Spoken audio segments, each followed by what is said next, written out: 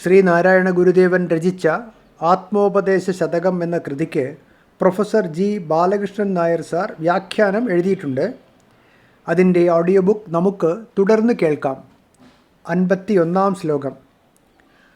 അറിവിലൊരഹന്തയാദ്യമുണ്ടായി വരുമിതിനോടൊരിതന്ത വാമയായും വരുമിവ രണ്ടുലപങ്ങൾ പോലെ മായാമരമഖിലം മറയെ പടർന്നിടുന്നു.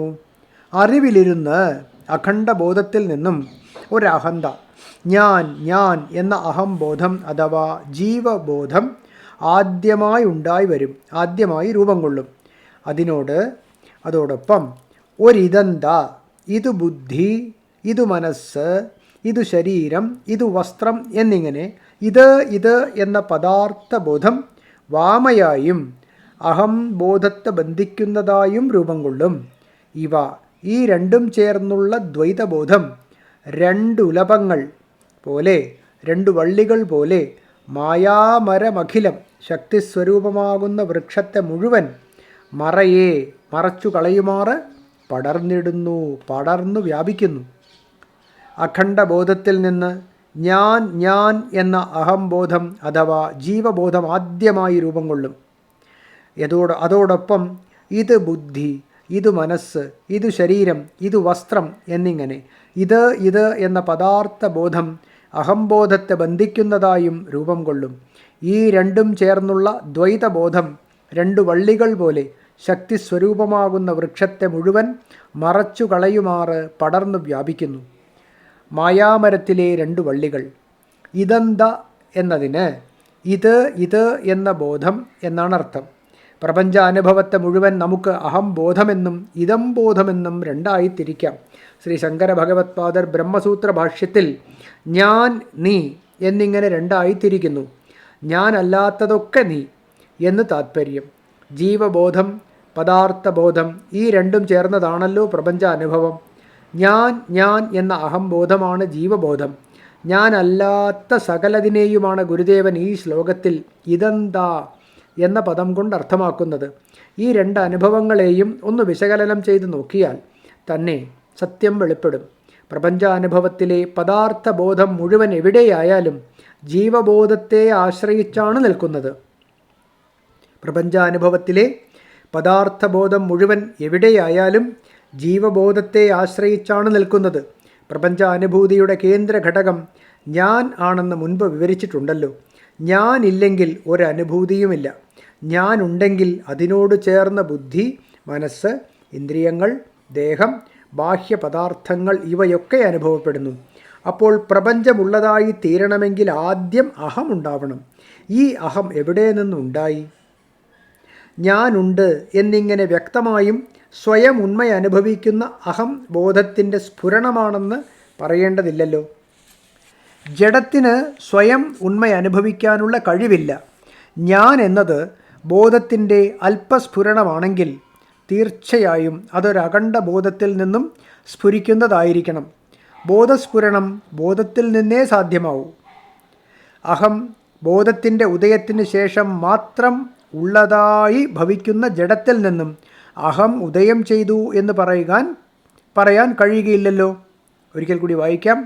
അഹംബോധത്തിൻ്റെ ഉദയത്തിനു ശേഷം മാത്രം ഉള്ളതായി ഭവിക്കുന്ന ജഡത്തിൽ നിന്നും അഹം ഉദയം ചെയ്തു എന്ന് പറയാൻ കഴിയുകയില്ലല്ലോ. ബോധവും ജഡവും വെളിച്ചവും ഇരുട്ടും പോലെ പരസ്പര വിരുദ്ധങ്ങളാണ്. അതുകൊണ്ടും ജഡത്തിൽ നിന്നും ബോധം ഉദയം ചെയ്തു എന്ന് പറയുക വയ്യ. ഇങ്ങനെ അഹം ഒരു അഖണ്ഡ ബോധത്തിൽ സ്ഫുരിക്കുന്ന അല്പബോധമാണെന്ന് യുക്തിക്കു തന്നെ തെളിയുന്നു. ഗുരുദേവനെ പോലെയുള്ള ജീവൻ മുക്തന്മാർ അഹംബോധത്തെ ഉപശമിപ്പിച്ച് അഖണ്ഡബോധത്തെ സൂര്യതുല്യം അനുഭവപ്പെടുത്തിയിട്ടുമുണ്ട്. ഈ അനുഭവമാണല്ലോ 50-ാം പദ്യത്തിൽ വിവരിച്ചത്. ഇങ്ങനെ യുക്തിയുടെയും അനുഭവത്തിൻ്റെയും വെളിച്ചത്തിലാണ് അറിവിലിരുന്നൊരഹന്തയാദ്യമുണ്ടായി വരും എന്ന് പ്രസ്താവിച്ചിരിക്കുന്നത്. ഈ പ്രസ്താവം കൊണ്ട് തന്നെ തൻ്റെ അഹന്തയെ ഉപശമിപ്പിക്കാൻ കഴിയുമെങ്കിൽ നേരിട്ട് അഖണ്ഡബോധം സാക്ഷാത്കരിക്കാൻ കഴിയുമെന്നും ജിജ്ഞാസുവിന് തെളിയുന്നു. അഹംബോധത്തോട് ചേർന്ന് അനുഭവപ്പെടുന്ന ബുദ്ധി, മനസ്സ് തുടങ്ങിയ മറ്റെല്ലാം ഇതന്തയിൽപ്പെടുന്നു. അവ അഹന്തയോട് ചേർന്ന് നിന്നുകൊണ്ട് അതിനെ സംസാര ബന്ധത്തിൽ കൊടുക്കുന്നു. എൻ്റെ ബുദ്ധി, എൻ്റെ മനസ്സ് എന്നിങ്ങനെ ബുദ്ധിയും മനസ്സുമൊക്കെ ഞാനിനെ സ്വാധീനിക്കുന്നത് അനുഭവസിദ്ധമാണല്ലോ. പരമാത്മശക്തിയായ മായാമരത്തിൽ പടർന്ന് ശക്തിയെ ആകെ മൂടി നിൽക്കുന്നു ഇവ രണ്ടും. ഈ ജീവബോധവും പദാർത്ഥബോധവും രണ്ടും മായാകാര്യങ്ങളാണെന്ന് താൽപ്പര്യം. അതുകൊണ്ടാണ് അവയെ മായാമരങ്ങളിലെ വള്ളികളായി കൽപ്പിച്ചിരിക്കുന്നത്. ശക്തിയാകുന്ന മരവും ഈ വള്ളികളും ചേർന്ന് സത്യത്തെ പൂർണ്ണമായി മറയ്ക്കുന്നു. അഖണ്ഡബോധം അഥവാ അദ്വൈത ബോധമാണ് സത്യം. മായ കൊണ്ട് അതിൽ തൽക്കാലമുണ്ടെന്ന് തോന്നുന്ന ദ്വൈത അനുഭവമാണ് ജീവജഗത് ബോധം. അദ്വൈതം സത്യം, അതിലെ വെറും തോന്നൽ ദ്വൈതം. ഇതാണ് വസ്തുസ്ഥിതി. അഹന്തയെ ഇദന്തയിൽ നിന്നും വേർതിരിച്ച് ഉപശമിപ്പിക്കാമെങ്കിൽ മരവും വള്ളികളും വെട്ടി വീഴ്ത്തപ്പെടും. അഖണ്ഡ സത്യം വെളിവാകുകയും ചെയ്യും. അഹന്തയെ സംസാരചക്രത്തിൽ കുടുക്കിക്കളയുന്നതായത് കൊണ്ടാണ് ഇദന്തയെ ഗുരുദേവൻ വാമയെന്ന്, അതായത് അഹന്തയ്ക്ക് എതിരാണെന്ന് പ്രസ്താവിച്ചിരിക്കുന്നത്.